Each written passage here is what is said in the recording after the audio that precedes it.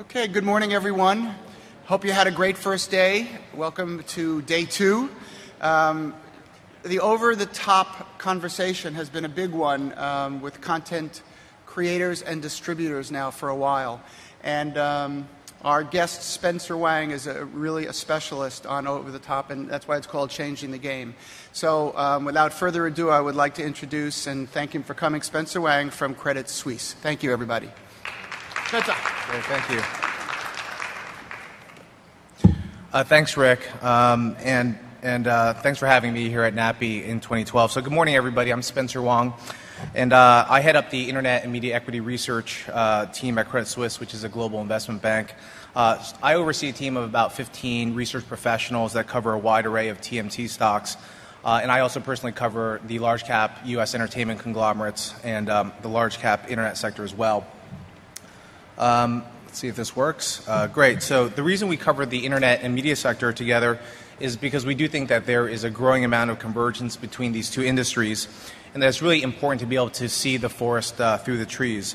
So as this slide highlights, and as you all know, broadband penetration continues to grow, and this has resulted in a host of new entrants in the three key parts of the entertainment supply chain: content creation, aggregation, and distribution.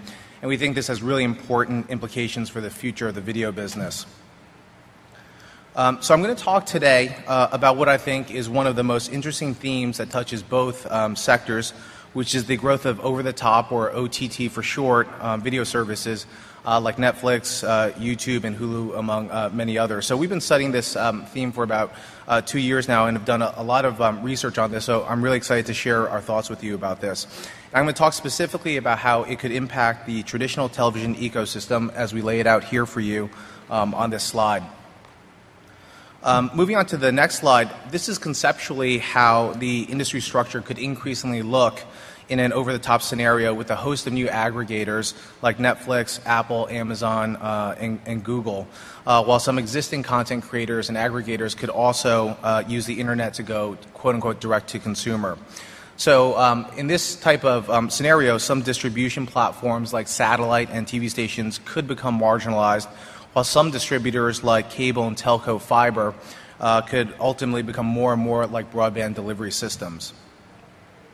So in a nutshell, we're concerned that the emergence of lower-cost internet-delivered video streaming services could result in some cord cutting and a shrinking pay TV universe. And to be clear, we're not here to tell you that it's all over, but rather that the pay TV business tomorrow could be smaller than what it is today. And in fact, we think that you're actually seeing some early signs of this already. For example, pay TV subscribers in the U.S. across cable, telco, and satellite declined for the first time in U.S. history in the second quarter of 2010. And since then, pay TV customers have declined sequentially in 4 out of the past 6 quarters. There's obviously seasonality in the pay TV business, so we do strip that out by looking at the growth rate in multi-channel homes on a year-over-year basis. As you can see here, the picture isn't that much better. Pay TV subscriber growth has decelerated significantly and is now effectively zero. So I know a lot of people argue that this is just the impact of a weak housing market and that we're probably being overly sensationalistic. But if you actually study and believe the U.S. Census data on occupied homes, U.S. homes are actually growing faster than pay TV homes. And this is resulting in declining penetration for multi-channel video, which has fallen by about 2 percentage points from its peak of about 87% 2 years ago. In fact, we show you here that the correlation or the relationship between housing growth from the years 2005 to 2008 used to be quite high. The R-squared was historically about 82%. But in the past 2 years, as you add the new data in, what you find is that this relationship is actually breaking down, and that correlation is now only about 45%. So what's going on? Well, I'm going to make the case today, hopefully somewhat convincingly, that the pay TV business is exposed to the disruptive technology from the over-the-top video services, and we're going to talk about this by applying the Innovator's Dilemma analytical framework. So to take a step back, as we think about the evolution of the U.S. paid television business, our assessment is that there has been a very heavy emphasis around what's been called sustaining technologies, basically modest incremental improvements, which in the case of pay TV has manifested itself in the form of more channels. At the dawn of the industry in the 1970s, as many of you know, one of the core benefits of paid television was the ability to offer consumers more viewing choices in the form of new channels that complemented a very limited number of broadcast networks back then.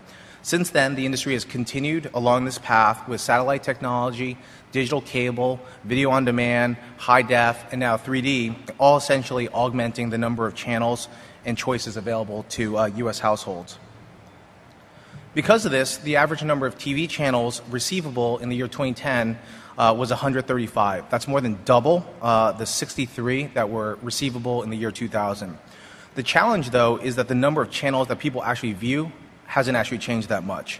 The average number of channels, for example, viewed per adult per week in 2010 was only 16, and that was up from only about 11 in the year 2000. So this dynamic is what leads to common cliches and common refrains from the consumer, like 500 channels and there's nothing on, or why do I pay for channels that I don't watch? At the same time, the cost to the end consumer as measured by paid television ARPU has consistently increased. As of 2010, the blended paid television ARPU approached $75 a month, which represents a 7% compound annual increase since 1995. In comparison, pay TV ARPU growth has outpaced growth in overall inflation as measured by CPI or core CPI in 15 of the past 16 years. And this, in a way, is reducing pay television's affordability to the average American. Therefore, while many people in the industry argue that the cost per channel delivered has been declining, which in fact is very true, what you find is that the cost per channel viewed has actually been rising, and that the gap between the two metrics has actually been growing, as we show you on this chart here. So this implies that the utility of paid television is declining. So at the same time as you have all these dynamics that I just talked to you about, which is an eroding value proposition, we also have today the emergence of streaming services which are lower cost. And here we just use Netflix, the clear leader in streaming services, to illustrate the basic value proposition. With Netflix, for as little as $8 a month and a broadband connection, you can watch movies in the premium window from Disney, Sony, Paramount, Lionsgate, and MGM, as well as older library titles. On the television side, Netflix offers a huge amount of prior season television episodes from a variety of different networks and studios. So in our view, low-cost subscription streaming services have a lot of the hallmarks of what's called disruptive technology. Historically, in the early stages, disruptive technology actually underperforms mainstream products. And clearly, what you get from streaming services today is nowhere near as robust as what you can get from traditional pay television distributors. But these services do have other features that we think consumers on the fringe actually do value, which typically center around three characteristics for disruptive technologies. Number one, low price. Number two, convenience. And number three, simplicity. First, on price, as I mentioned to you, at $8 a month, it's a cheaper alternative, and that's even when you factor in the cost of naked broadband. Second, there's increased convenience in the form of multi-platform access. As you know, subscribers can access these streaming services on demand through internet-connected television sets, mobile devices, laptops, PCs, etc. And thirdly, with simplicity, their UI is more seamless, and some of them also have recommendation engines, which helps increase the utility of the content that they have acquired. In comparison, existing pay television operators are still struggling with clunkier, grid-based, Excel-looking type of interactive programming guides. So our concern is that these over-the-top services over time could increasingly be viewed as a substitute for traditional paid TV. I know a lot of you would say that the content, again, on Netflix or Hulu or YouTube isn't compelling enough. And to address this, we just talk about and introduce the concept of good enough.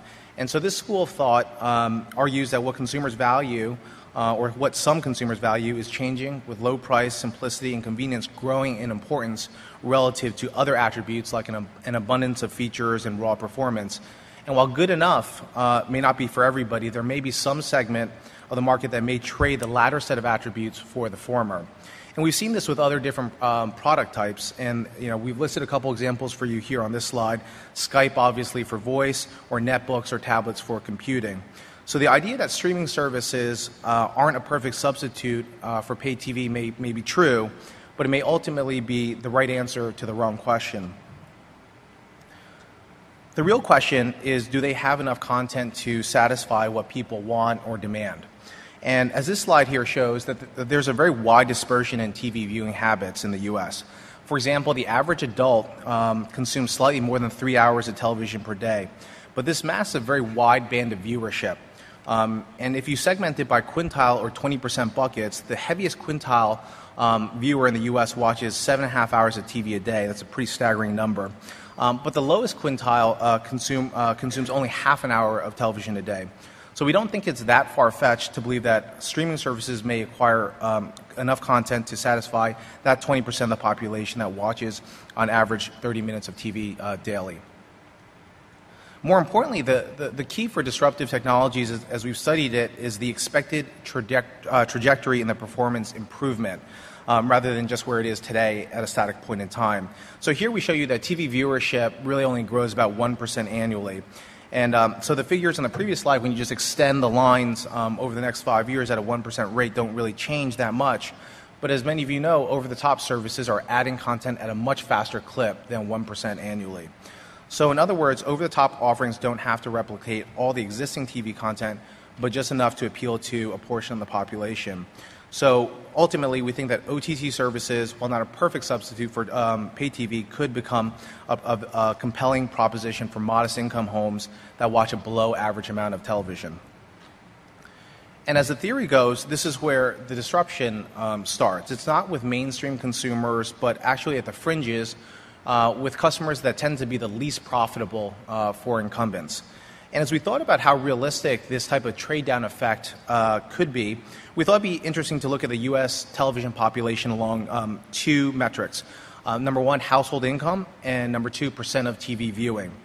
And our hypothesis is that higher income homes are probably not susceptible to cord cutting, since by definition they're less price sensitive.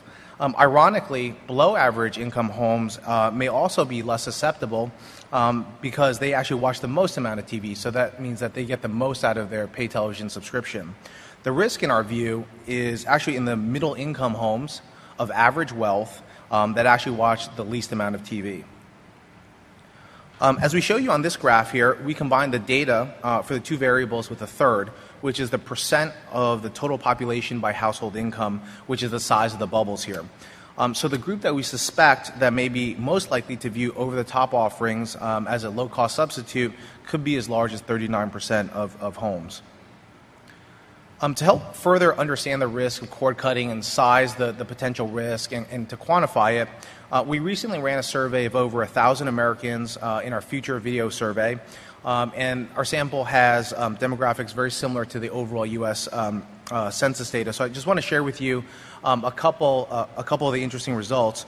And here on this slide, what we found is that the biggest reason why people don't subscribe to pay TV is because of price, and secondly, because these people are starting to use over-the-top services as a substitute.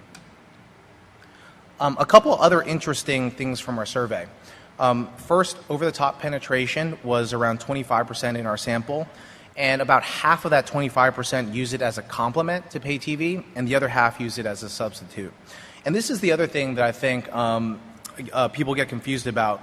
A lot of people seem to assume that this issue of cord cutting is a black or white issue, that it will either happen or it won't happen. In reality, we think it will be much more shades of gray, with some people choosing OTT as a complement and others using it as a substitute. Looking here, if you further segment down the OTT subscribers in our sample, what we found is that they skew both younger and less affluent, both relative to the general population and relative to those that use OTT as a complement. And this former attribute touches on potentially a bigger problem down the road in the future, which is what we call behaviorally driven cord nevers. So think of these people as tomorrow's householders that are probably in their teens or younger today, that are growing up in an internet-based video culture where they say things like, "Why would I pay for television?" or "I can find that show for free on the web." And when these people ultimately start establishing their own households, some of these consumers may choose internet streaming services because, quite frankly, that's what they've grown up and are used to. So who's most exposed to some of the risks and trends that I just talked about? The conventional wisdom is that a shrinking pay television universe is bad for distributors like DirecTV, Comcast, and Time Warner Cable. It's certainly not good for them, and I'm not going to make the case that it's a plus. But my view here is that there's a real hidden risk, and that hidden risk is that it's potentially very dangerous for cable networks like ESPN, MTV, TNT, Fox News, etc., which account for anywhere between 60% to 100% of the operating income for the major media conglomerates that I cover. The reason, quite simply, is because these cable networks are the ones that have benefited the most from the current pay television ecosystem. So we just lay out for you here a quick snapshot of average or typical cable programming economics. And what you find is that, on average, they have 40% EBITDA margins.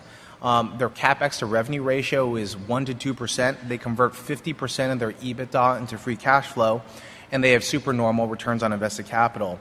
And that's great, and it's a great business today, but obviously for those of you that have been to business school, textbook economics would tell you that that's probably not sustainable over the long run. So if we're right that the pay TV universe continues to shrink, this means that as subscribers decline, what you'll see is that affiliate and advertising revenue will decline also, largely in tandem. And also cash flow will actually decrease at a faster rate because of operating leverage from fixed programming costs, which don't change all that much from year to year. On the positive side, I would say that conglomerates that own film and television studios will benefit from new buyers of their content, but the problem for the stock prices of the conglomerates is that their cable network profit dollars are much bigger, as I described earlier, than studio profit dollars, and also the street applies a higher multiple on cable network cash flow, so the net impact would be negative for the conglomerates. And over time, this could also become somewhat self-reinforcing because as over-the-top services grow, they will ultimately have more money to spend on content to reinvest in their service, which could perpetuate a cycle. The irony, interestingly, as you think about this, is that cable programmers may actually be the primary reason that the industry is exposed to disruption from internet streaming services in the first place. And I know that the average consumer likes to blame their cable or satellite company for jacking up their bill every year, but if you go a level deeper, cable networks are actually the root cause of this increasingly tenuous consumer value proposition. And the reason is because in their desire to sustain growth, they really focus on two things. Number one, higher affiliate fees to distributors, which are ultimately passed through to the consumer in some shape or form, and also by driving more channels, many of which go unwatched. So I thought I'd conclude before taking questions by addressing some of the more common questions and pushback that we get on our thesis, and we get a lot of that. But first, we're often asked about live viewing and sports like ESPN and RSNs limiting the cord-cutting risk. Leaving aside that there are actually a fair amount of sports that you can get online, like MLB.com or, quite frankly, Sunday Night Football now, and you can also get broadcast sports in HD quality for rabbit ears. We did address this question in our consumer survey that I mentioned earlier. The good news is that what you see here is that 80% of current pay TV customers indicate that they subscribe because of any combination of sports, live viewing, they like having more choices, or they're just not price sensitive.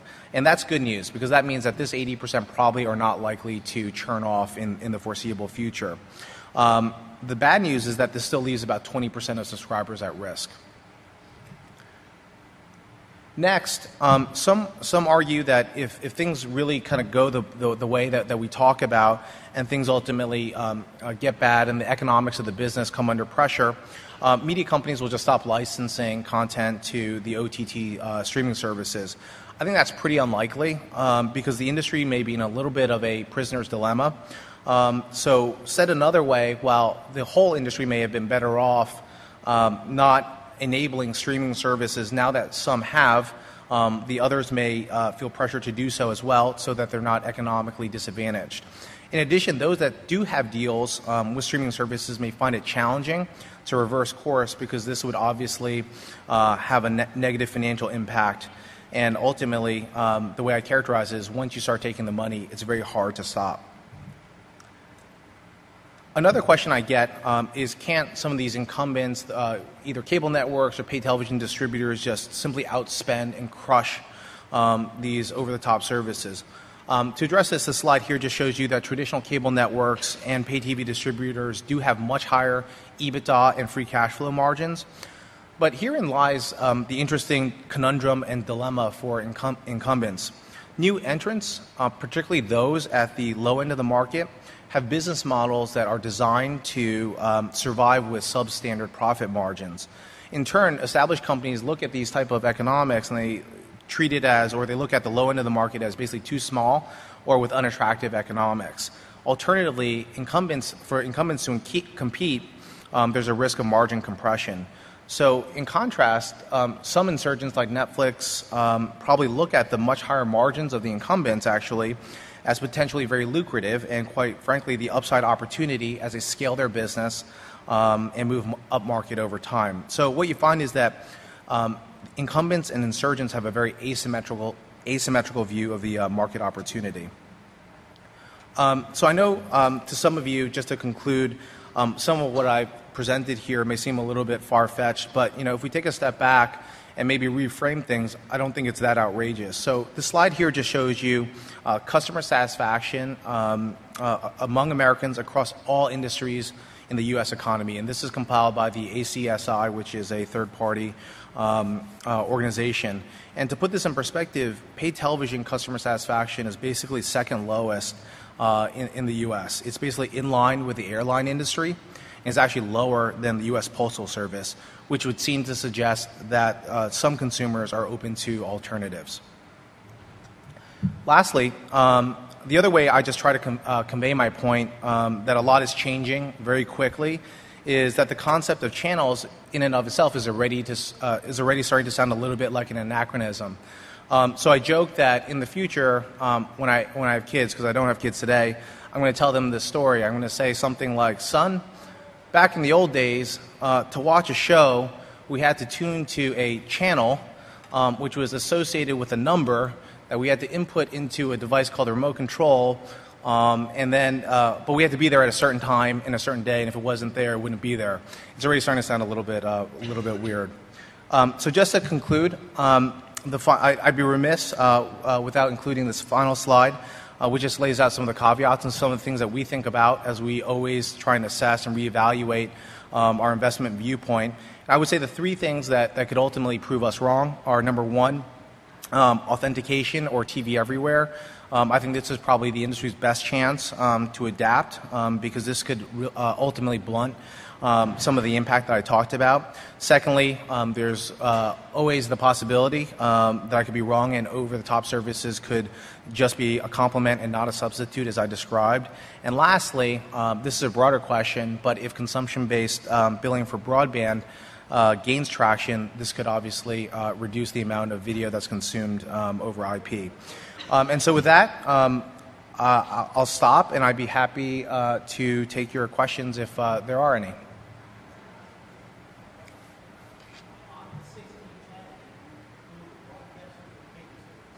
That includes broadcast networks. So the question was, the 16 channels watched on average per week per adult, does that include broadcast networks or is that just cable networks? That includes the broadcast networks.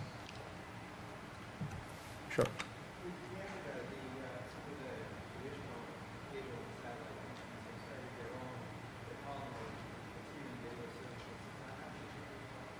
So the question is, in Canada, some of the traditional satellite and cable companies are starting their own streaming services. Is that happening in the U.S.? Yeah, it is in a couple of different shapes or forms, and let me describe some of them to you. So one is what I just talked about, which is the TV Everywhere or authentication initiative, where basically if you are a pay television subscriber, at some point in the future, and to a limited degree today, you will have access to your channels on demand on multiple devices for free. Another example of incumbents dabbling in this space is Hulu, which is a joint venture between NBC Universal, News Corp, and Disney, as well as Providence. And then Dish is the other big player in the market. Dish is a satellite company here in the U.S., that's acquired a ton of wireless spectrum, also acquired Blockbuster, and has launched a streaming service. But none of them have seemed to be going head-on with some of the pure play guys because they have different considerations given their legacy businesses. I think one more question. Alex, thanks so much. I didn't forgive if you had mentioned this, but I was wondering if with the substitution and complement behaviors you had controlled for the economic conditions that we're in, or if you have plans to see how your static results now compare in a year or two. And then the second piece with your middle income homes and how they tend to be the ones that this seems to be most beneficial for. Did you happen to ask any questions about are these households who had recently lost jobs and that type of thing? Yeah, so those are two very good questions. And I think both of them, if I may, I think kind of tie together this question of like how much of these issues are cyclical in nature versus secular. And I would say the way, so number one, to answer the first question, no, there's no good way we could find to control for, people who've just lost their jobs or certain economic conditions. But ultimately, I think it's very hard to separate the two issues. In other words, a cyclical impact and a secular impact could actually be intertwined. So in other words, the way I frame it is because people are under some financial duress, could be leading them to try out cheaper alternatives. And actually, that's not all that different than what you saw in the wireline phone business. So if you go back and you study what happened to landline phones, wireless substitution started in, I think, 2001 with the last recession. I can't remember how many recessions we've had since then, but I think it was 2 recessions ago. And what you found was people dropped their landline phone, and a lot of us on Wall Street were like, oh, it's just a cyclical phenomenon. As soon as the economy gets better, they're going to come back, and it'll be fine. And what happened is people substituted wireless in and found it was fine, and wireless services got better over time. So to answer your question, I think it's hard to separate the two, but I understand where you're coming from. Thanks. Sure.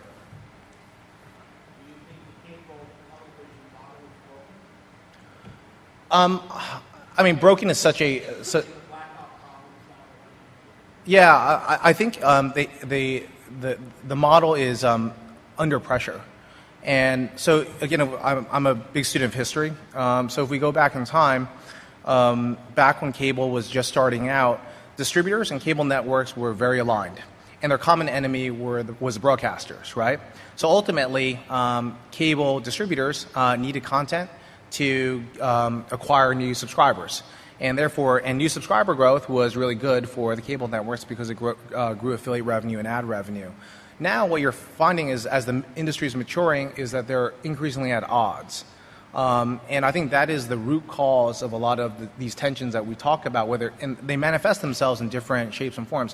One is, as you pointed out, blackout situations with TWC and MSG, for example. That's just the latest situation of that.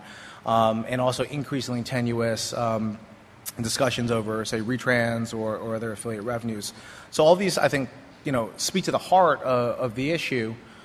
Which is that there is growing tension and that the market's very mature now and people are fighting for a finite amount of dollars. Question in the front over there? What are your thoughts on companies like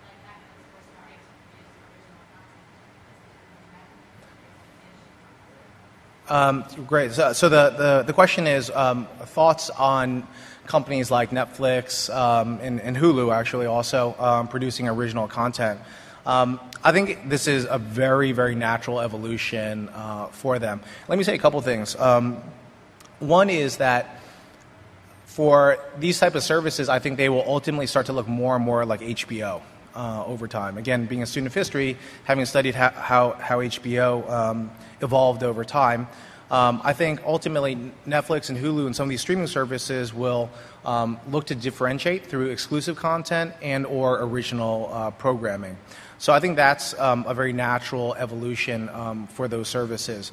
The second thing is, and I'm going to go a little bit off topic here, but this is probably what we're going to focus our future research on, is if you believe this idea that more and more shows are actually going to debut on-demand services, The other interesting question is how, in the future, are hit shows broken? If we don't all sit down at 8 p.m. on Tuesday night watching a show, well, how does a hit show actually get made? And so here, some of our, and I'm just making this up as I talk, but I think two of the more interesting things that could evolve is, number one, the importance of recommendation engines. That, for example, Netflix has invested a lot in. So, for example, they know that I really like the show Nikita, for example, and therefore, and based on other data that they have, they may be able to put in front of me original programming that may be relevant or pertinent to me. Secondly, I think social could also become hugely important here. And so social is another big theme that we've been studying for the past couple of years. And for the media business, social and the kind of virality that it creates could just really accelerate and actually make hits actually bigger. So I think those are two kind of interesting thoughts to think about.